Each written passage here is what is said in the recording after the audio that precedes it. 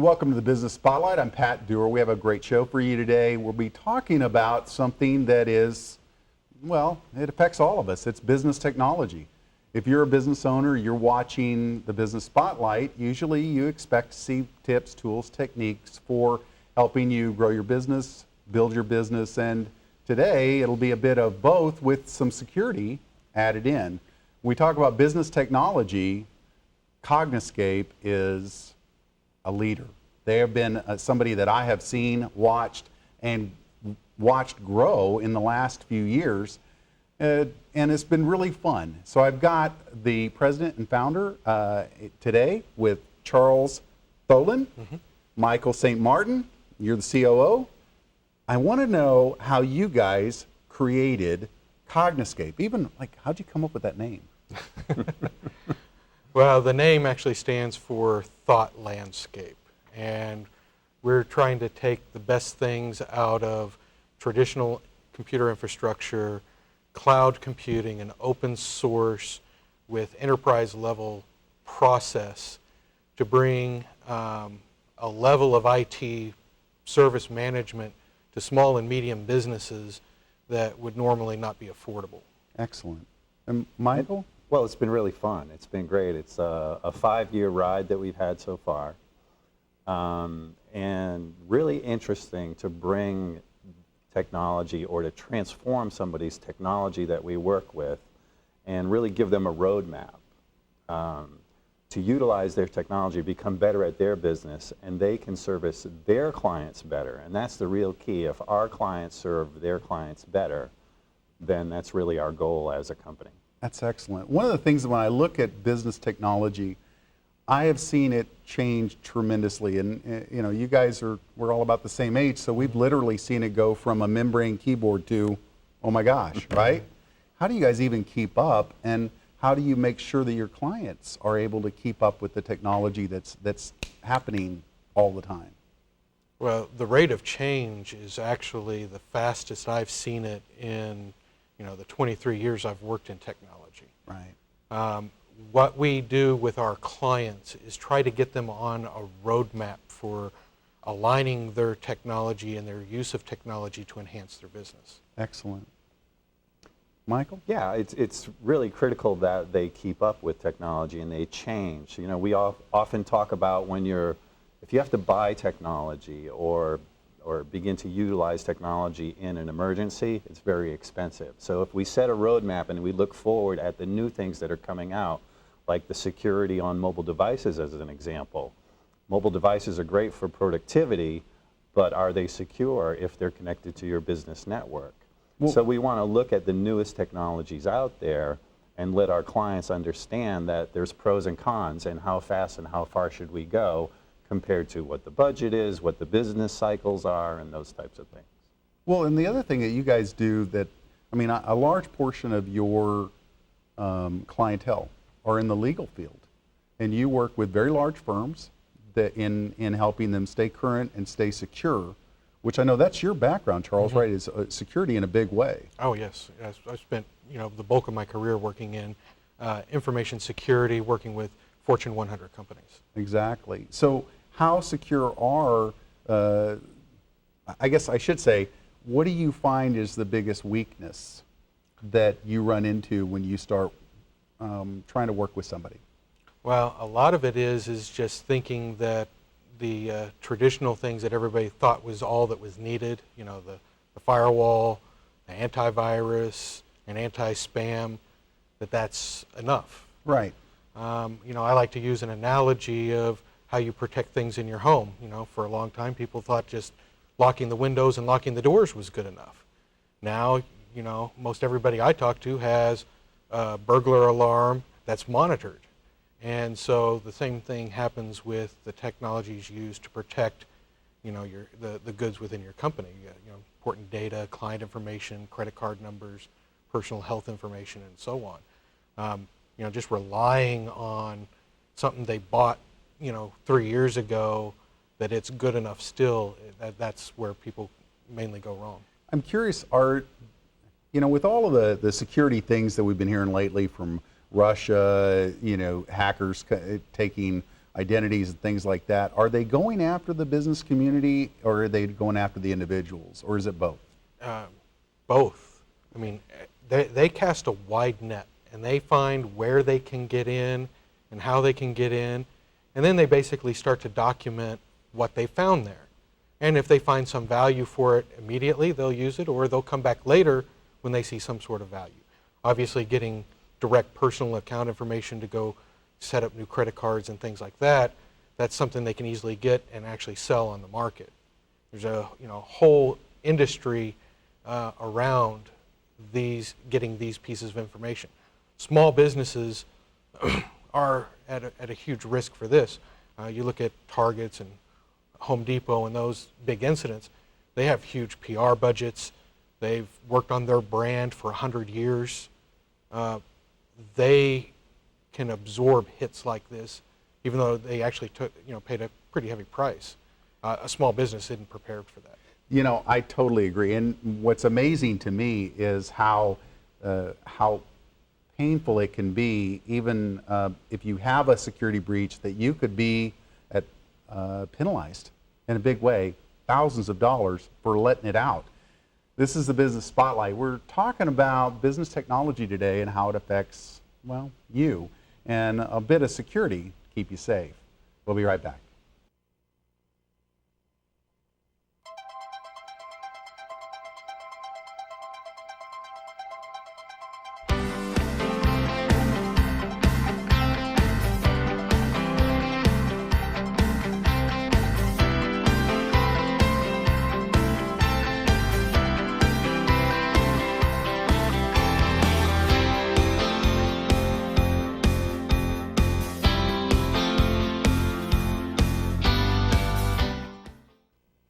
And welcome back to the Business Spotlight. I'm Pat Dewar. Today we have Cognoscape on the show. They are a business technology company that will help you develop a roadmap and help you implement that so that you're secure in your business and all of its technology. Guys, thanks so much for being on the show again. Well, thank you, Patrick. I'm really excited about this segment because I really want you to talk about what it is that you do that's unique, special, different, and really having an impact in the bottom line of the clientele that you work with. Because most people, I think, when they think about business technology, they think cost. But you guys, in the way that you implement things, tend to change that and turn it up on a head, doesn't it? Yeah, absolutely. We talk about transformational technology. So when we work with our clients, we go through a genesis with them, and we help them transform and grow their technology so that they can build their business out and do better with their clients. It's very interesting. It's a lot more than just keeping their network up and running, which traditional IT, that's what people look for their IT company to do, is keep their network up and running. But we do that. We come in, and usually when we meet our clients, they're kind of in a mess, and we have to clean up that mess, and we have to put things in the proper order. Once we do that, we then have an opportunity to look at their business and their business processes. Maybe we're integrating packages that haven't been integrated before so that we can automate some of their manual work that they do to make them more productive. Or we look at bringing in new technologies, maybe cloud-based technologies. We also very much look at securing their business. So it's all about how can we use technology in the best way so that they can become better at their business. That is excellent. A big focus for our approach to our clients is looking to maximize uptime. Now, a lot of people say, okay, we'll go fix things, and that helps that. We actually take a proactive look and try to prevent those problems in the first place. Right. The very first roadmap we put our clients on is a roadmap to stability, because in a lot of cases, like Michael said, they're in a mess. They, from either neglect of not staying up to date on things, or just how things were run in the past. So once we get things, in some cases we call, having to rip off some Band-Aids because previous people had just kind of gone just to fixing things and not looking at the root cause of the problem. Well, a lot of times when you're using older technology, didn't Microsoft have some sort of big thing this year where they dropped off care for was it Windows 97 or something? Or? XP, actually, yeah. Well, that Yes. isn't that old, by the way. I mean, I have computers with XP, I think, on it that I turned off. And when we get a new client, the first thing we do is analyze what their systems look like, or even we're in the talking to them phase. We're talking about things like that. We're looking at, do they still have XP? And you'd be surprised how many people do, but that's an open hole or a window into their network that's not secure. Mm-hmm. So we look at changing those types of things. Yeah, I mean, the XP thing actually presented an interesting challenge, and the main thing is it's still usable, and we see people still using it.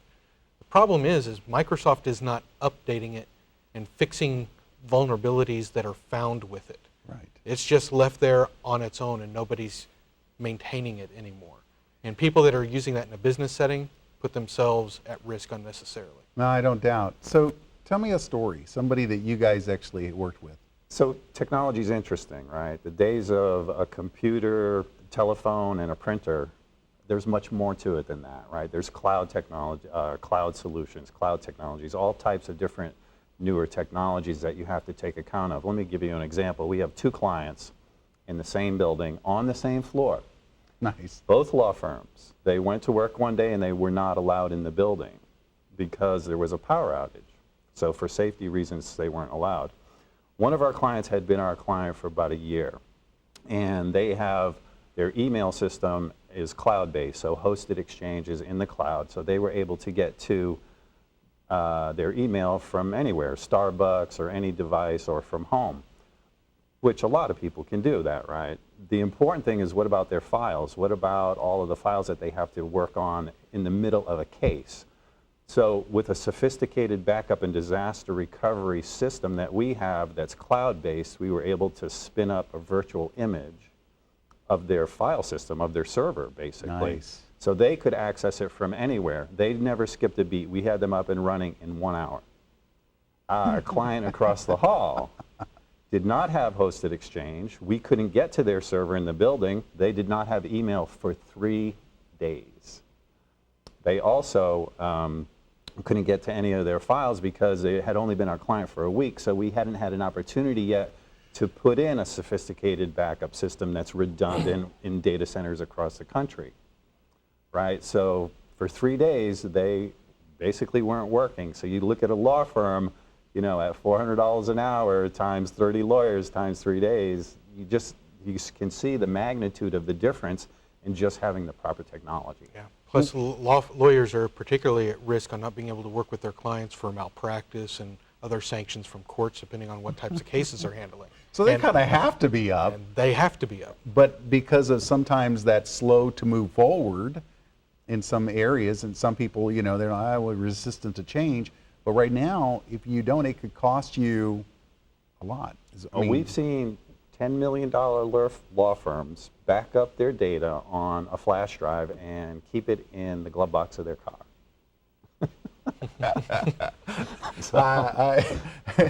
That's pretty funny. This is the Business Spotlight, and we're giving tips and tools to keep you safer. We'll be right back.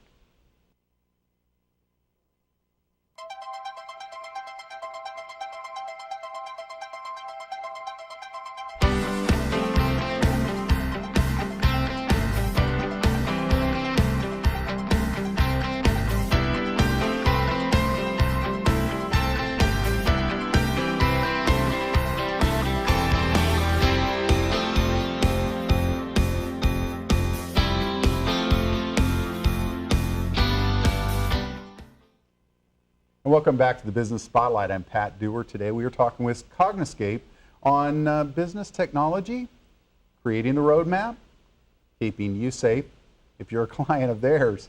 And we've had some funny stories. If you haven't seen the first parts of this, you should check them out. Charles, Michael, I want to know more about your ideal client, because obviously you could serve a lot of different people, but when you say small to medium size, what does that mean, and then what does that usually look like? Well, we have sort of two different levels of clients, right? Ones that have an IT department, which are our larger clients. So they're typically 100 employees and above. So they're going to hire some of their own IT folks. So what we do there is we fill in the gaps. right? They have skill sets that that are limited to one person. We have an entire team of folks with multiple skill sets, all from technicians all the way up to virtual CTO and CIO skills. For smaller clients, we are their IT department, right? They outsource that function to us.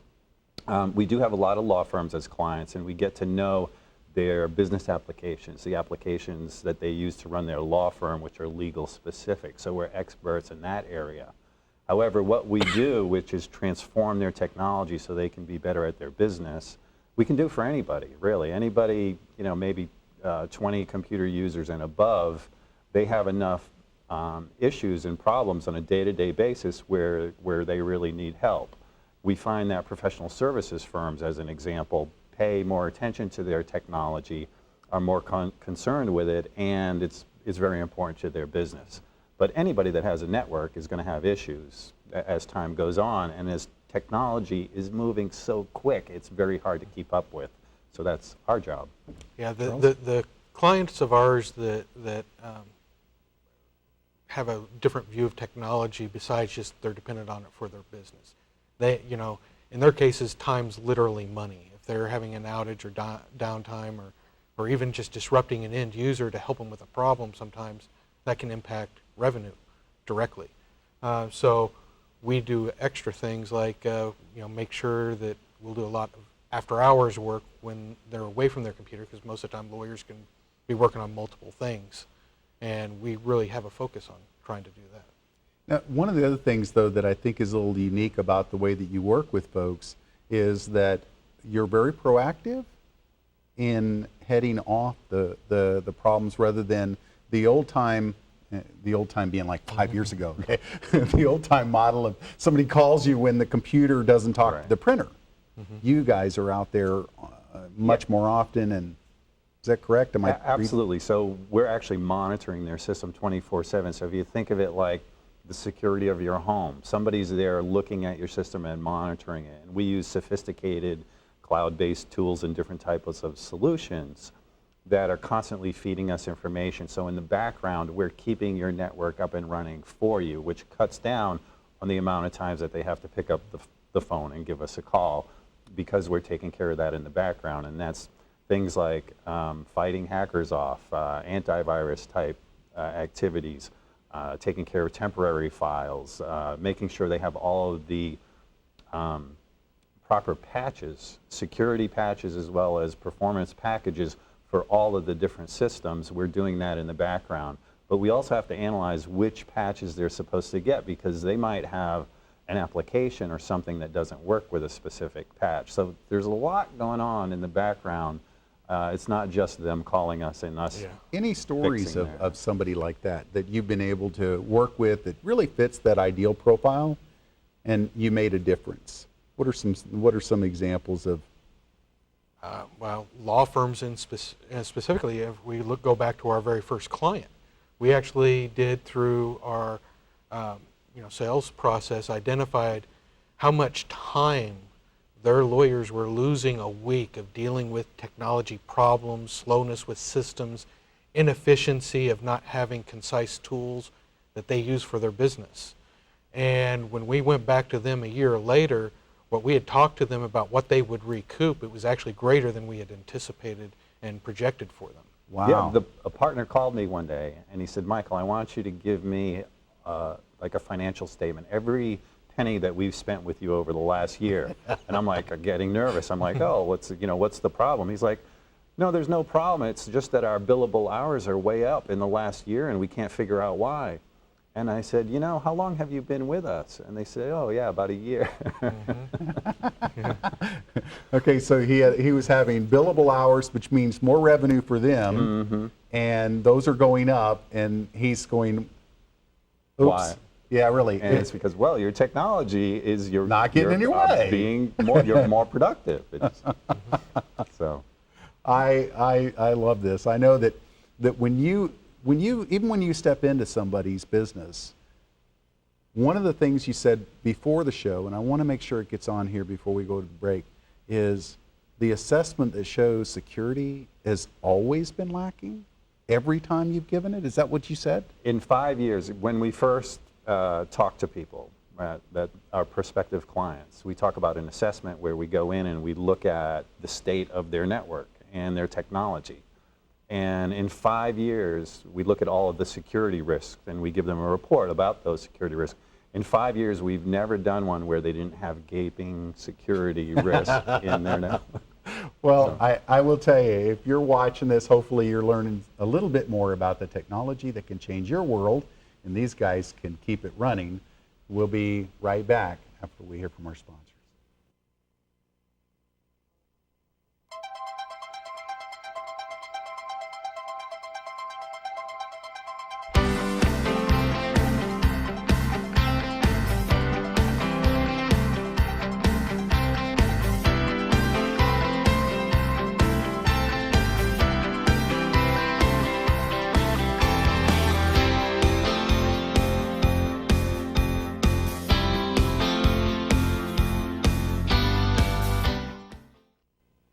Welcome back to the Business Spotlight. Today we're talking with Cognoscape. The president, founder, COO are here with me, and we're talking about business technology and how it affects you. For most of us, we've probably been hit by a virus or two. We've probably been hacked in some way. I literally looked at my website and saw lightning bolts, and that was the end of that website, and had to call a firm to help me. Well, these guys have some solutions. As we get into this segment, I just want to know if somebody wants to have an evaluation, wants to get engaged with you guys, how do they start it and what should they expect? The best way is to just visit our website. We have some information about how we do things, but most importantly, we have that sign up to get in for us to give them the free assessment. So it is a free assessment. Yes, it is. And then once they begin that process, you guys do what within the assessment category? Yeah. So it's quite involved, actually. You can go to our website and there's a free consultation. So we give them a call and we talk to them, but then we go and we visit. And we actually will interview as many folks as we possibly can as they'll let us. And it's interesting because sometimes you get different views depending on the title or the function that the person who's working at that business does. And they tell us about their technology, and then we look for open gaps or places where we might be able to help them. We also plug in diagnostic tools into their network, which gives us a ton of information about their network. Security information, performance information, how many machines they have that are still basically open user accounts that nobody's using or nobody talks about, which is a big security risk. So we do all of that. It takes a few days for us to put together the information, and then we create an executive report and we go back and we give them the results, basically. It's an amazing way to understand about your technology, and we do it just as service to the community, right? We look at their backup and disaster recovery. We look at every facet of their technology, how they're using it, and then give them the results. And whether they do business with us or not, we feel like it's a good thing to do. Yeah, we talk with a lot of people that are perfectly happy with their existing IT environment, but sometimes they just like to have a different perspective and a different point of view, just to kind of check and see where they are in line with industry standards and where they should be with their business. Has it ever happened where you guys interview, the leadership and that sort of thing, and they're like, well, our security is top notch. We really get it done right. IT is on. We A+, whatever, and they think they're studs. And then you guys kind of go over, snap into their system, and go, oh my God, I jumped into an ant farm. We have yet to not find, glaring problems in an environment. Usually it's, many patches missing or never been patched at all. Antivirus not up to date.